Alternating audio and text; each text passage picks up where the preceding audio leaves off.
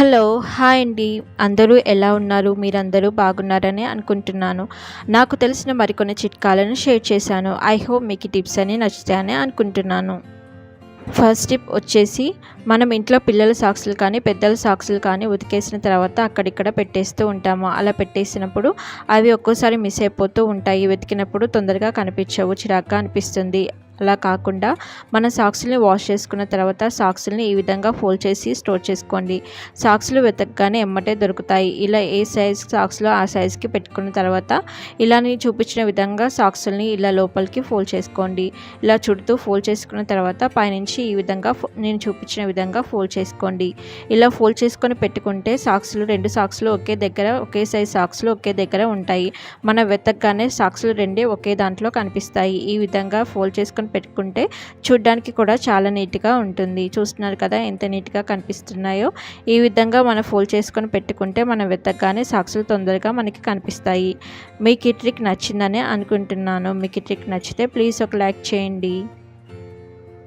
మనం మిక్సర్ జారు వాష్ చేసిన తర్వాత మిక్సర్ జార్ను ఆరబెట్టుకోవడానికి మామూలుగా మనమందరము ఇలా కింద బోర్లిచ్చి పెడుతూ ఉంటాం. ఇలా కింద బోర్లిచ్చి పెడితే కింద నుంచి గాలి లోపలికి పోదు. కింద గ్యాప్ లేదు కాబట్టి గాలి లోపలికి పోకుండా తొందరగా ఆరదు.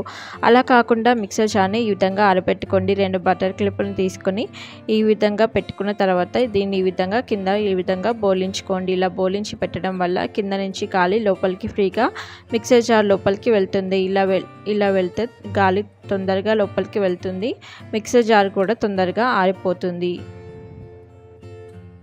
మనం షాప్ నుండి సరుకులు తెచ్చుకున్న తర్వాత సరుకుల్ని డబ్బాలో పోసుకుంటాము. కొన్ని సరుకులు ఇలా కవర్లో మిగిలిపోతూ ఉంటాయి. ఇలా కవర్లో మిగిలిపోయినప్పుడు వీటికి పెట్టుకోవడానికి రబ్బర్ బ్యాండ్స్ కానీ క్లిప్పులు కానీ మన దగ్గర లేనప్పుడు వీటిని ఈ విధంగా స్టోర్ చేసుకోండి. ఈ కవర్లోకి ఎలాంటి పురుగులు పోకుండా ఉంటాయి. ఎలాంటి సరుకులు బయటికి రాకుండా కూడా ఉంటాయి.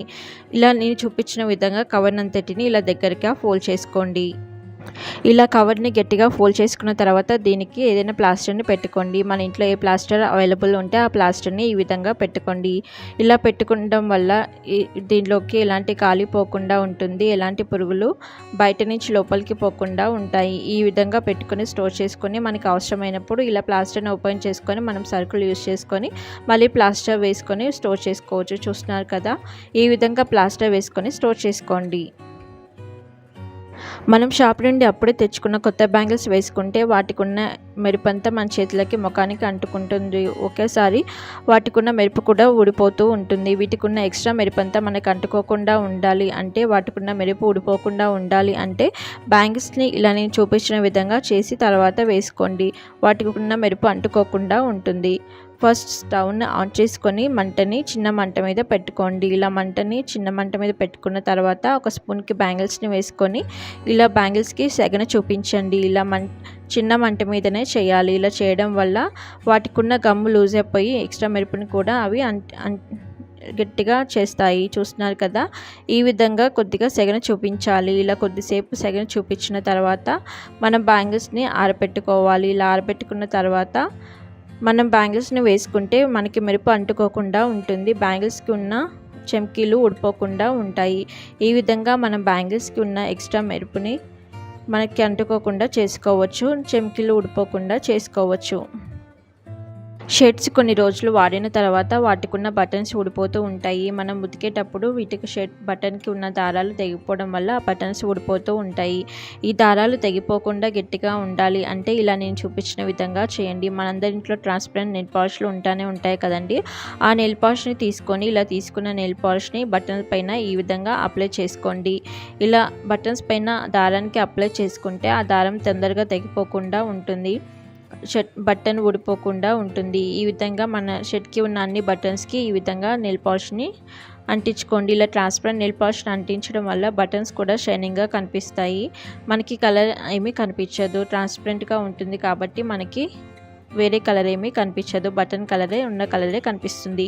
ఈ విధంగా ట్రాన్స్పరెంట్ నెయిల్ పాలిష్ని పెట్టుకొని మనం షర్ట్కి ఉన్న బటన్స్ని ఊడిపోకుండా చేసుకోవచ్చు.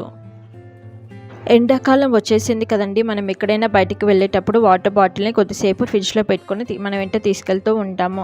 అది కొద్దిసేపు మాత్రమే చల్లదనం ఉంటుంది, తర్వాత చల్లదనం అంతా తగ్గిపోతుంది. కొన్నిసార్లు మనం వాటికి తడి క్లాత్ని చుట్టుకొని తీసుకువెళ్తూ ఉంటాము. ఆ తడి ఆరిపోగానే మళ్ళీ నీళ్ళన్నీ వెడిగా అయిపోతూ ఉంటాయి. అలా కాకుండా ఇలా నేను చూపించిన విధంగా చేయండి. వాటర్ బాటిల్ చాలాసేపు వరకు చల్లగా ఉంటుంది. మన ఇంట్లో ఏదైనా కర్చీప్ని తీసుకొని దాన్ని తడుపుకొని ఆ కర్చీప్ని కొద్దిసేపు డీప్ ఫ్రిడ్జ్లో పెట్టుకోండి. ఇలా డీప్ ఫ్రిడ్జ్లో పెట్టుకున్న తర్వాత ఇప్పుడు ఈ రెండింటిని ఏదైనా ఒక కవర్ని తీసుకొని ఆ కవర్లో ఇలా బాటిల్ని మనము డీప్ ఫ్రిడ్జ్లో పెట్టుకునే ఈ కర్చీప్ని ఇలా బాటిల్ పైన వేసుకొని మనం బ్యాగ్లో పెట్టుకుంటే ఆ డీప్ ఫ్రిడ్జ్లో మనం చాలాసేపు పెట్టాము కదండి ఆ టవల్ని, దానికి ఉన్నంత చల్లదనం అంతా ఉన్నంతసేపు మన బాటిల్ కూడా చల్లగా ఉంటుంది. ఈ విధంగా మనం వాటర్ని చాలాసేపు కూల్గా ఉంచుకోవచ్చు.